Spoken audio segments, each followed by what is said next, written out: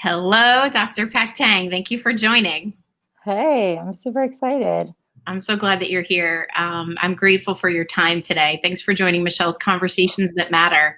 This is a series that I'm doing to elevate the conversation about mental health, to inspire people, educate people, and just have them create a more healthy and natural relationship to mental illness so we can, remove stigma so people can get care if they need it. They're not afraid.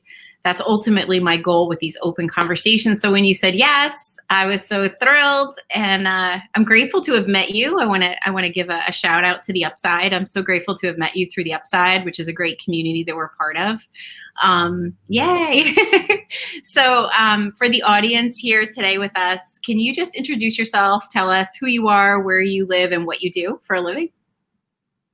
Yeah, so I'm so excited that you're doing this work. It's so important because there's still so much stigma out there, and it's literally killing people because there's so much stigma out there. But I'm Carol Pak-Teng. I'm an ER doctor in New Jersey. I trained in New York City. I wear a lot of hats. One of them being I'm also on the board of directors of the American Academy of Emergency Medicine. So pretty involved nationally with emergency medicine as well. And one of the big things that is to me, the emergency on top of the COVID emergency is that physicians and healthcare workers right now are really struggling. And we are all going through a collective trauma on top of the collective trauma that everyone across the world and country is going through. And the rates of PTSD, depression, suicide are already high amongst healthcare workers, and it's just only getting worse. So I've been really compelled in the last month to accelerate this one hat and pillar and mission that I do, in addition to like all the other crazy things that I do.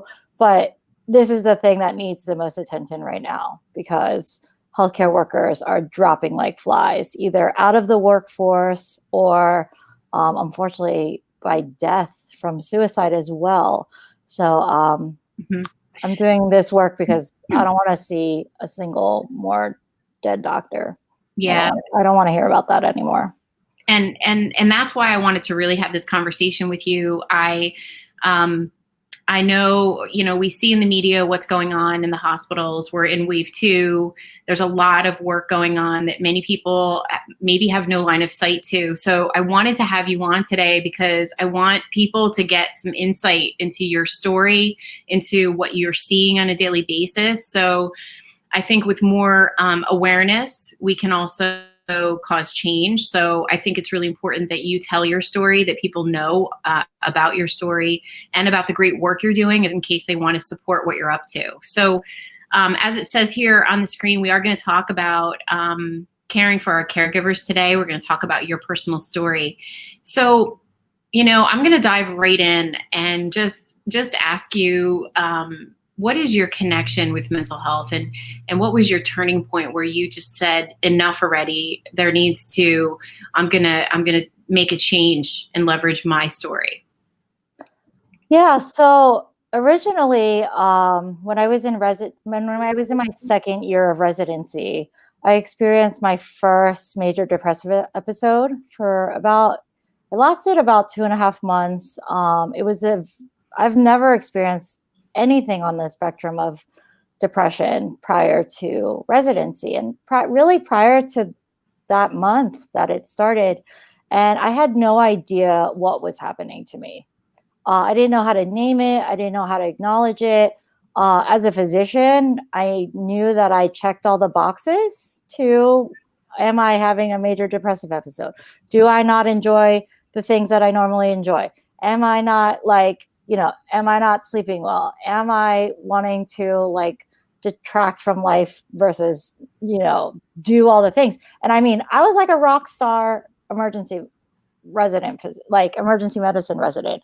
Ironically, I was getting a national like top resident award in the country at the exact time that I was like the most depressed I've ever been in my life. And then, you know, after I had healed, you know, I cycled in and cycled out of that depressive episode quite rapidly, without medication, without therapy, really just doing the internal work myself. And afterwards, I didn't really have time. I was still a resident with 2 kids. I had my first child in medical school, my second child intern year, like the first year of residency. And I didn't really have time to unpackage all of that stuff. So when I graduated, because you basically live in the hospital, that's why it's called residency. You reside pretty much in the hospital. So after I graduated residency, I did a really awesome practice, what I called my year of no. And I had developed such a reputation for getting stuff done. I mean, I had started like Women in Medicine Coalition for New York City. Like I did crazy stuff, like crazy, amazing stuff. So a lot of opportunities were continuing to fly my way. And I said, look, I'm doing my year of no. I'm moving to New Jersey. I'm just bought a new house. I'm going to focus on decorating it, focus on meeting my children. I like literally didn't feel like I had met my baby that I had intern year. And now she's 2.5 years old. And I don't really know who she is because I didn't have any time to spend with her. And so, and I would just wanted to focus on being a great emergency medicine doctor as an attending, which comes with a lot of different and new pressures because you're the end all be all now. And there's no one else to like catch you if you make mistakes. And as a doctor, we're humans. We're possibly going to make mistakes. And so I said, okay, if it doesn't fall into those categories, being a great mom, being a great wife again, focusing on that, and being a great emergency doctor, like the answer to everything else is no.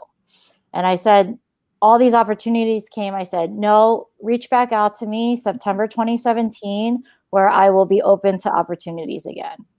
And it was the most amazing year because it made me prioritize. Like I knew exactly those things that I was like, oh, I really want to say yes to this. I'm like, it's killing me to say no to this. And I kind of kept track of that in my mind. So I did all this, and someone that I had worked with, her name is Pamela Wibble. She tracks physician suicides extensively. And she and I had started having a relationship together, and she came across this opportunity, or she was like looking for people to share their story with the New York Post. And I was like, I mean, if you're from New York, you know, like the New York Post is like not always like, they're a little bit sensationalist. So it's kind of scary. So I was like, you know what? If someone like me that lives a pretty open book isn't willing to share this like dirty little secret that I have, and that a lot of people with mental illness and have gone through something, it's like this secret thing, and like the secrecy and the shame is such a vicious cycle. And I was like, okay, I'm healthier now, but what's the next step? Like, so when that opportunity came about, I was like, okay, let me just talk to this journalist. And I talked to the journalist, and she was really wanted to share the story and understood the gravity of sharing it, understood the risk, the real serious risk in being a physician, being open and honest about a depressive episode and suicidality. And we gained a trust with each other. And I said, go ahead, share whatever the heck you want. And so it was terrifying. Like, not only was I going to tell my story, but I was going to let someone else, like a journalist, share my story. It was terrifying. And then she was like, so what do you think about having a photographer come and take a photo of you for the piece? And I was like, wait, now you want to put my face as the face of physician depression. Are you kidding me? I was like, oh my God, no. And I tried to say no a million times.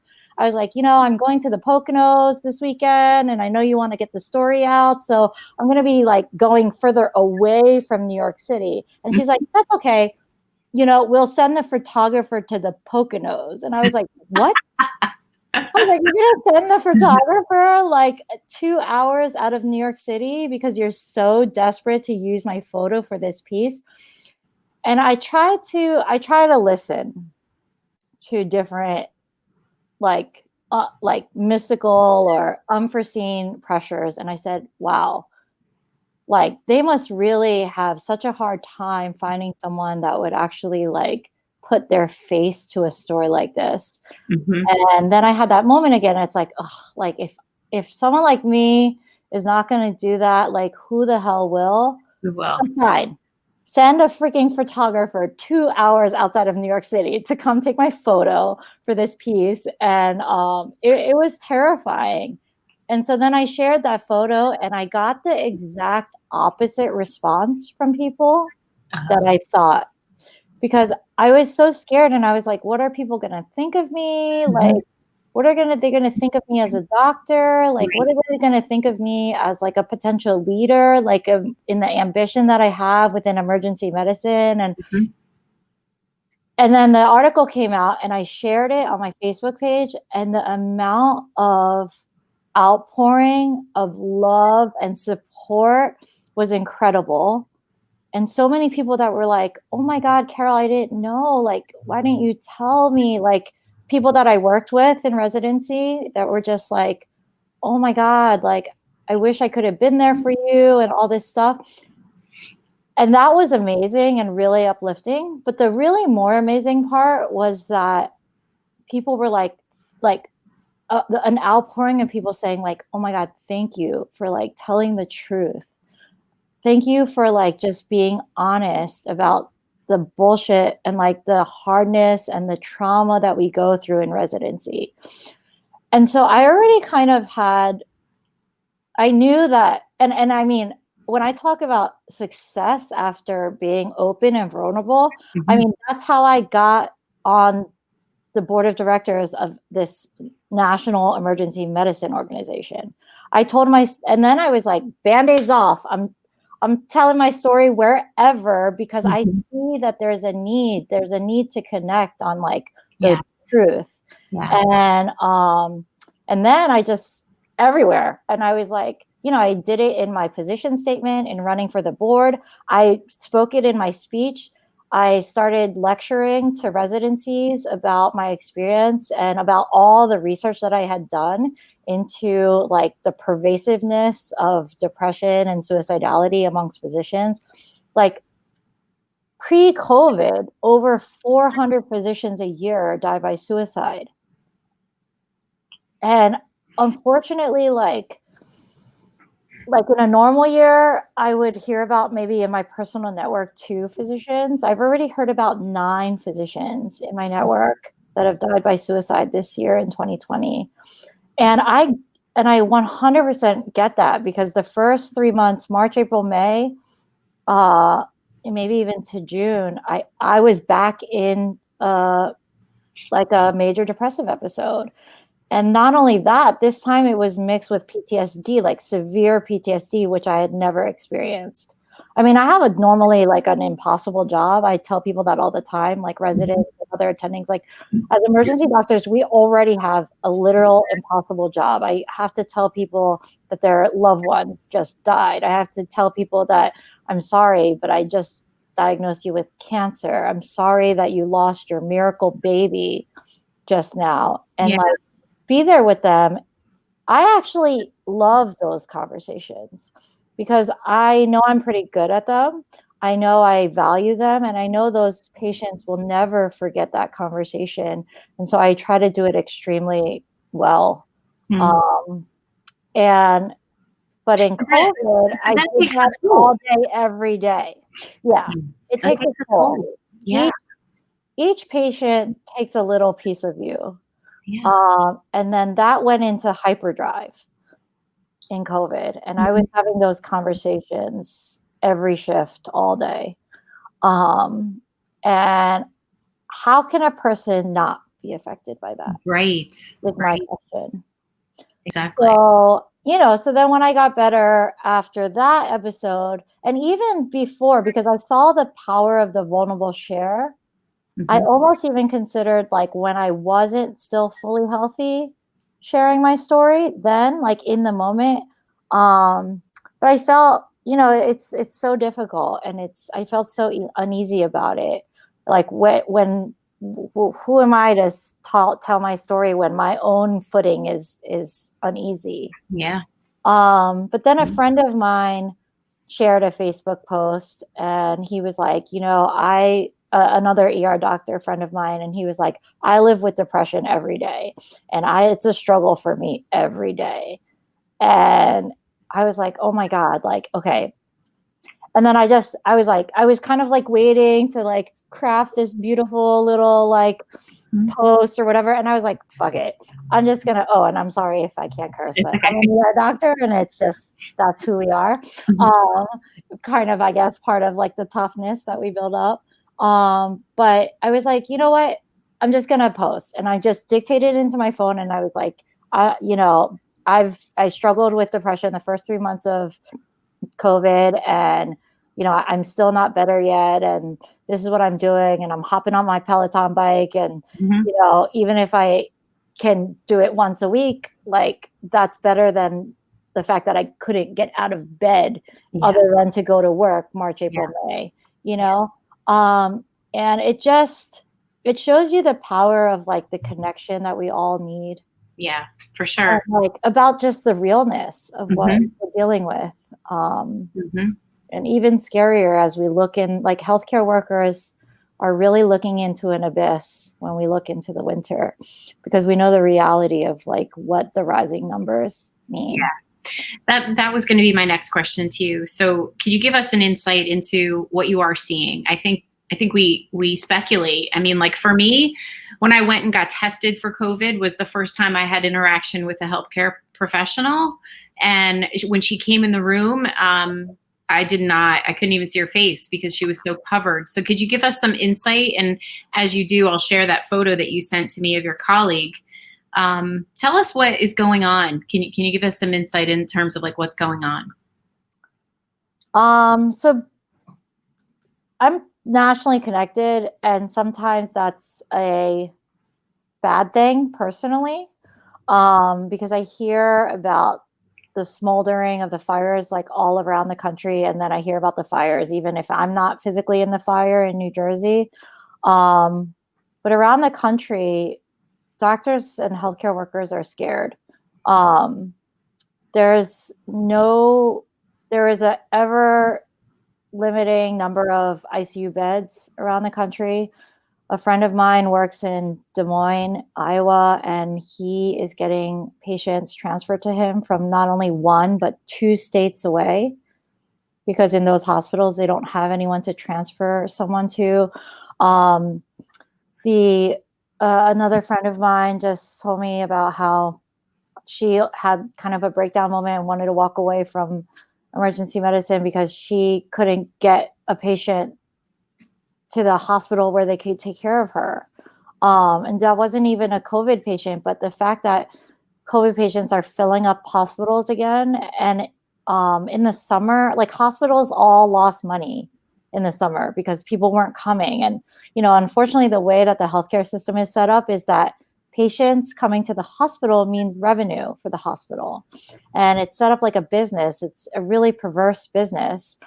Because the way the medical system is set up, it really is a business of illness and not a business of health. So a lot of hospitals took down their staffing, and a lot of hospitals took down their resources in the summer to try to make up for the lost revenue. And those resources haven't been ramped back up, but what has ramped up is the number of COVID patients and the number of patients coming to the hospitals. And so we are terrified and I mean, I don't even know. When I go around and ask people, like, are you okay? the number of people that just burst into tears has exponentially grown. And that terrifies me. And the number of people that are the most compassionate people, which, by the way, are the people that end up dying by suicide, the most compassionate doctors are like, look, I don't know if I can, I love this job. I love this profession. This is my calling. But for my own safety and mental health, like I might have to walk away in the middle of this peak of this next wave because I just can't take it. And I hear that from so many amazing people that I work with that are amazing healthcare workers, amazing physicians. And we just, like at some point, we too break. And we don't want to. And so like we just what is there to do? What is there to do? Like what could be done? I guess if you had a request of things need to change. We need to preserve the well-being of these amazing human beings who are caring for us every day. What should be the call to action? You know, I know that businesses are hurting, and I know that things like restaurants are hurting, and I know I'm a business person. My business hurt too in COVID. I had to shut down. But we have to take the numbers seriously. We have to recognize that the statistics right now are not the same as they were in the summer. And we have to wear a mask everywhere we go. If you're leaving your house, you have to wear a mask. And you have to limit gatherings. And unfortunately, like a lot of people had severe anxiety seeing the photos of people at the airports for Thanksgiving. And I get it. Like Thanksgiving is my favorite holiday on this earth. I cooked a gigantic dinner just for my 6 people in my household. It could have fed like 30 people, which normally is how many people I have at my house for Thanksgiving. But this year we just didn't because we want the numbers to plateau back again. Yeah. And so like everyone needs to limit gatherings and go really back to almost lockdown mode to get this under control, because the numbers now are worse than they ever were. March, April. The numbers are already worse than they ever were. So we need, like, we're the frontline workers, but no more. We are not the frontline workers. The frontline workers are the population, the people going to stores, like the people making their own personal sacrifices for the greater good of this country, and really for the mental health of healthcare workers. Like we really need people to take it seriously, and do whatever they can to flatten the curve again, and because the curve might be much bigger this time, unfortunately. So I believe that your storytelling of your own experiences with depression has probably led people to connect with you and share their story with you. And I think that that's life-saving, because then, like you said, people don't feel so alone.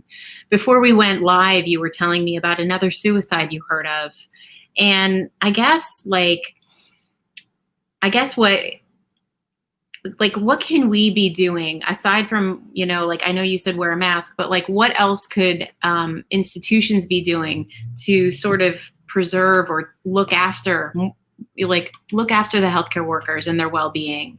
Because not everyone has someone like you on staff where they feel comfortable going and talking to you and being like, I'm going to leave. I can't handle it. Like what should institutions be doing to protect the mental health of their workers before they lose them? Yeah, it's a difficult question because you're talking about culture change. Yeah. Right? But a big part of it is culture change. But in the meantime, there can be things. So for physicians, every Monday night, I work with a group and we're holding something called Minding Mondays.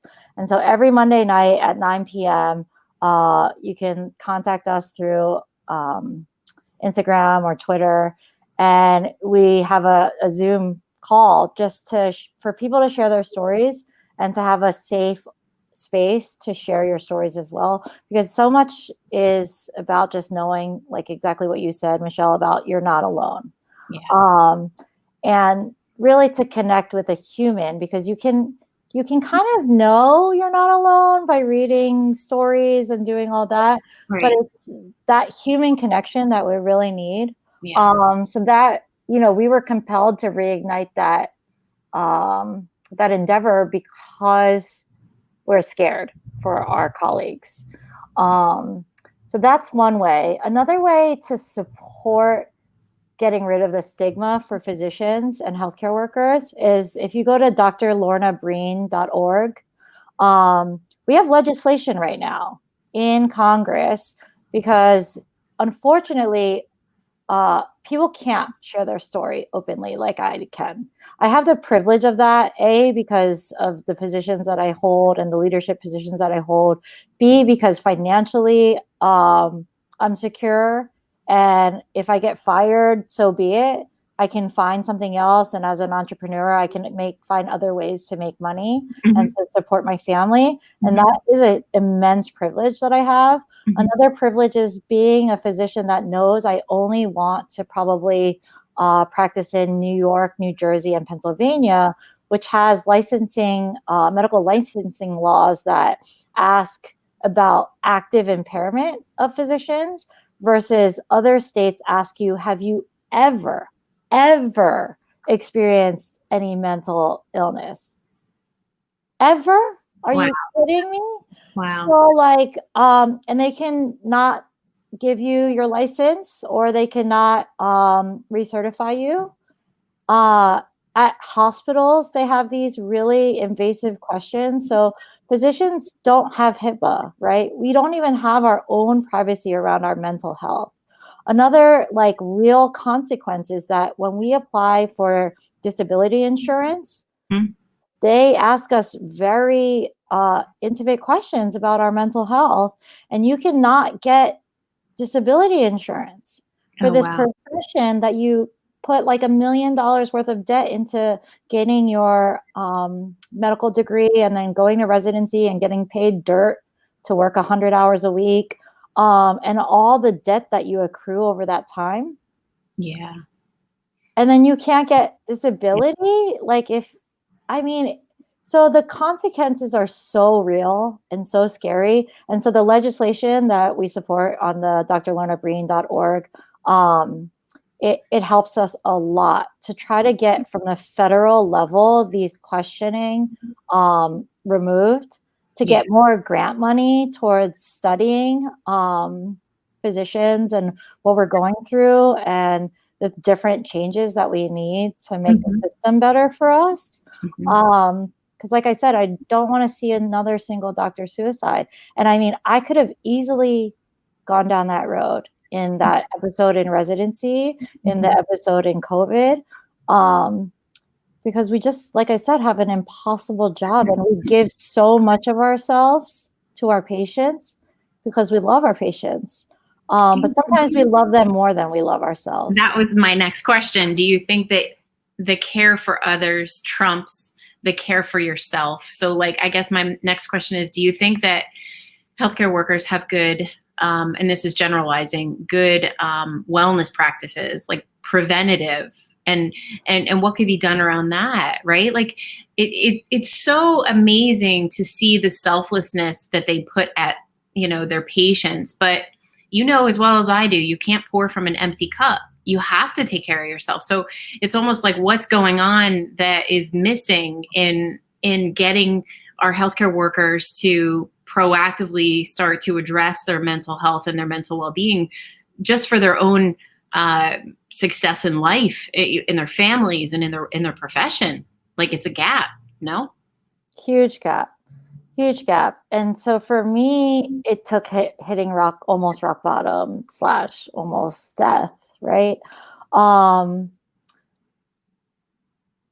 and I don't want other people to have to live in that hole to realize that they have to put themselves first. So a lot of the people that I do this kind of work with, we promote self-compassion. But it's really hard because the type of person that goes into medicine is that type of selfless person.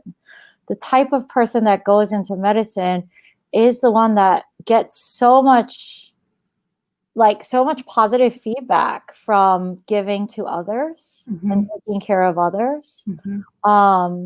So that is the culture within ourselves that we have to change. And a lot of it is also the way that we're trained, right? Like you are rewarded. Like it's so perverse. You're rewarded like a trophy that people wear on their sleeve is like that they've never called out of work ever. Yeah. Even when they were like sick or, oh, I went to work and I had the flu. Oh, I walked around with an IV pole, like with an IV in me because like, I'm not going to call out of work. What? That is disgusting. And I don't think patients would want you to come to work with the flu. Yeah. Right. But you know what? That's happening right now. They're asking nurses to come to work even when they in the COVID units when they have COVID, but they're physically like still able to walk around. I had COVID in April. I could not get out of bed for like I was easily sleeping 20 out of 24 hours because that's how much fatigue you have when you have COVID. And like they're asking nurses to work on COVID units with COVID. Are you kidding me? Wow. So this is how perverse the medical culture is. So when I say there's a lot of work to do, there's a lot of work to do. And for lay people, like it's quite shocking because they're like, really? Like the medical profession I argue that the medical profession has more stigma towards mental health than any other profession. It's really crazy. Yeah, it makes sense because it's not addressed. It's not proactively managed. It's just push them to the limit. And it's, and a pandemic will do that. And I remember early in the pandemic, the article of the woman who had taken her life. It was like really early and it was like devastating. And just like you said, she was one of these selfless souls who just wanted to care for people. And she just reached her breaking point. Can you give us some insight into the kinds of conversations that are happening on your calls on Monday night with other physicians? Like, are they opening up? Are you able to give them support? I mean, like, is it a community supporting a community? What does it look like on those calls? So we usually have like a featured storyteller. So someone that initially opens up and has that vulnerable share. And then after that, it creates a safe space. Like it's quite magical.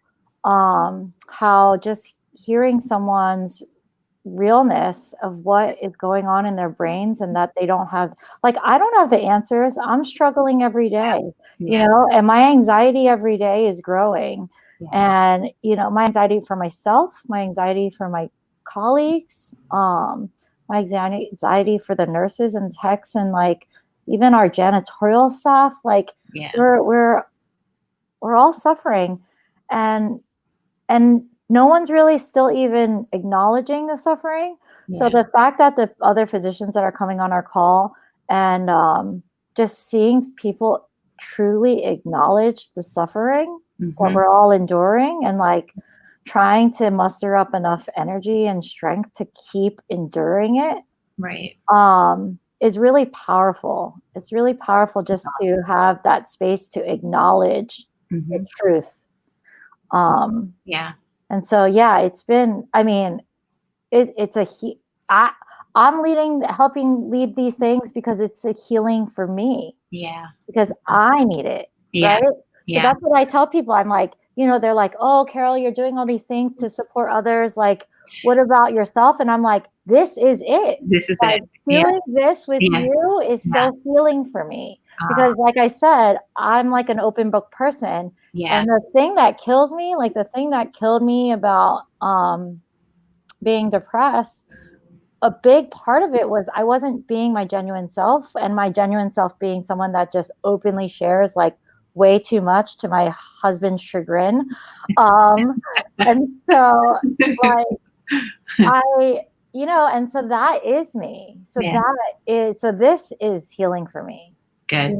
And so like, you just have to, it takes a lot of work though, to know yourself and to face yourself. Like, it's scary. It is. And, I appreciate that you said that, I want to get into a little bit of what you do to take care of yourself, because I know I have followers who are nurses and doctors out there. And I think that your vulnerability is so beautiful, and I want to acknowledge you for that.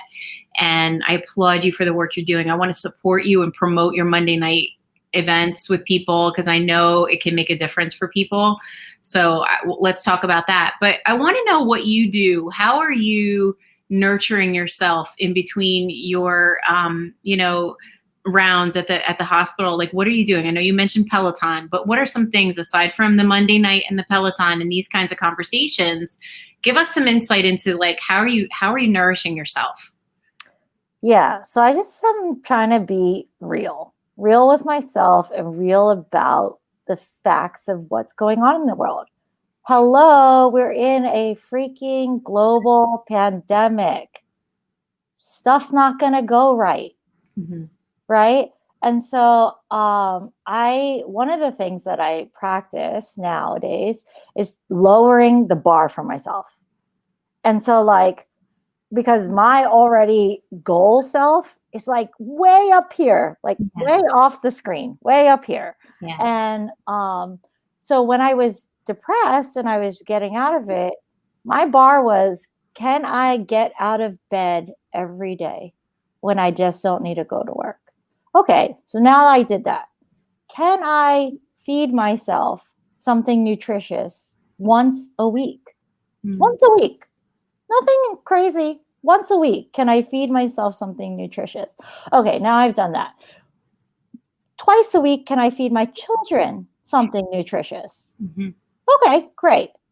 And then really like looking at the reality, and like as a parent, like with young children, I have a 9, 6, and 3-year-old. Mm-hmm. I have a lot of other mommy stresses going on right now, right? And mommy stresses that were going on top of the stress and trauma that I was experiencing in the emergency room.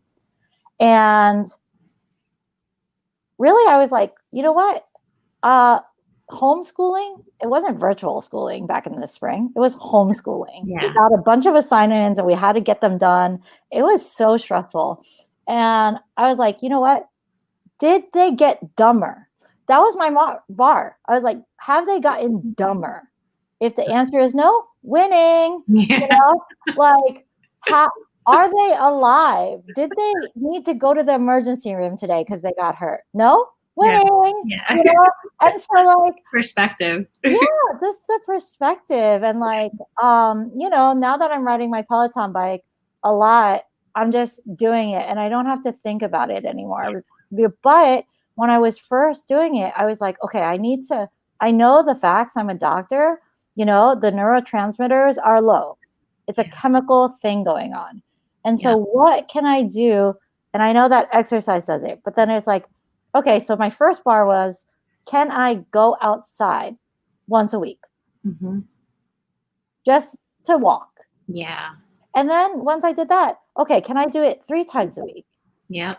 And then, okay, now I have a physical strength up enough. Can I hop on my bike once a month? Mm-hmm. And now I'm at like an average of 4 times a week, and that's great. But like, just being real with yourself about what winning is. Yeah. And like winning in COVID, winning in a global pandemic, those bars should be way lowered. It's just realistic to lower the bar. Yeah. Yeah. And it's hard. I can only imagine how hard that is for someone like you, an overachiever in everything that you do. I mean, and that speaks to your profession. I think that's going to speak to a lot of physicians out there and healthcare workers.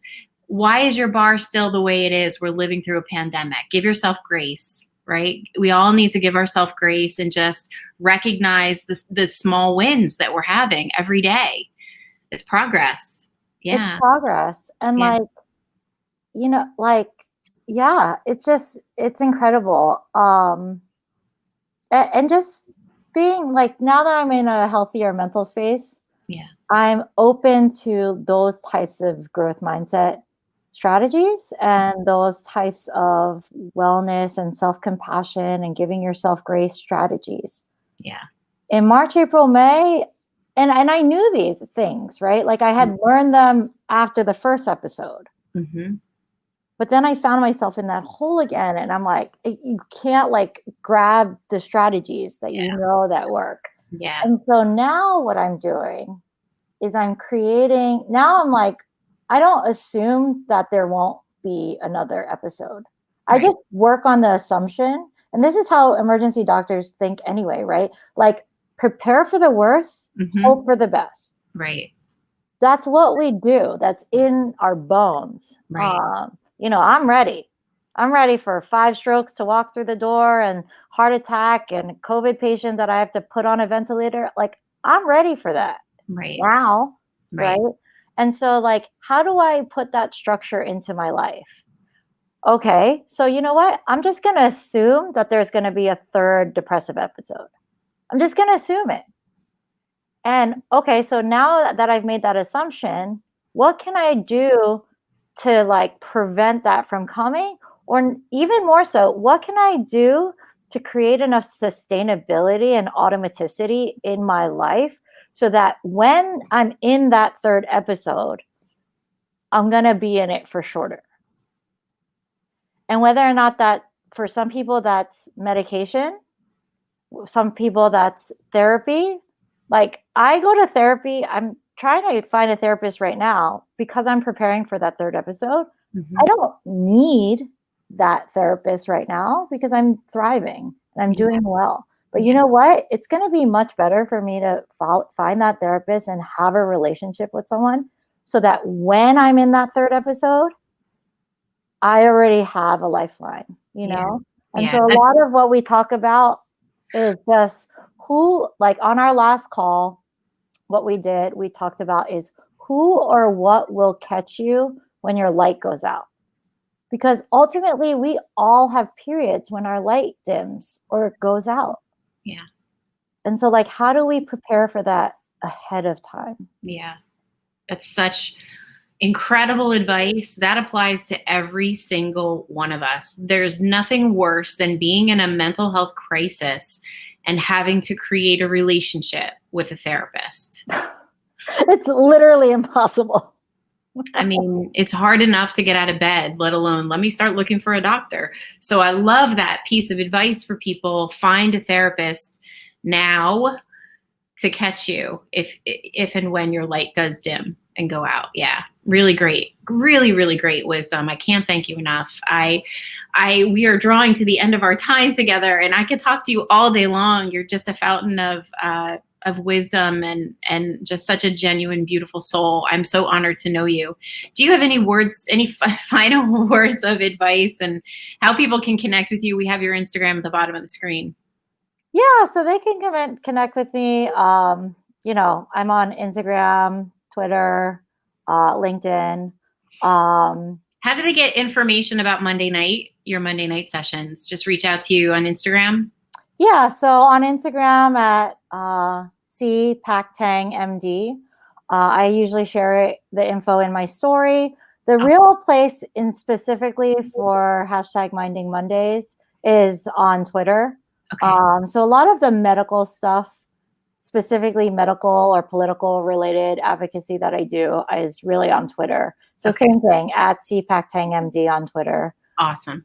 Fabulous. Thank you so much for being here, for giving us your time, for your wisdom, for caring for us, for being the amazing ER physician you are. And thank you so much for being here. I so appreciate you. Thank you so much. Yeah, this is really like, we need as many people to amplify and normalize mental distress as possible. And so like what you're doing is such valuable work as well. And I really thank you for sharing this space and letting me amplify the things that I'm doing.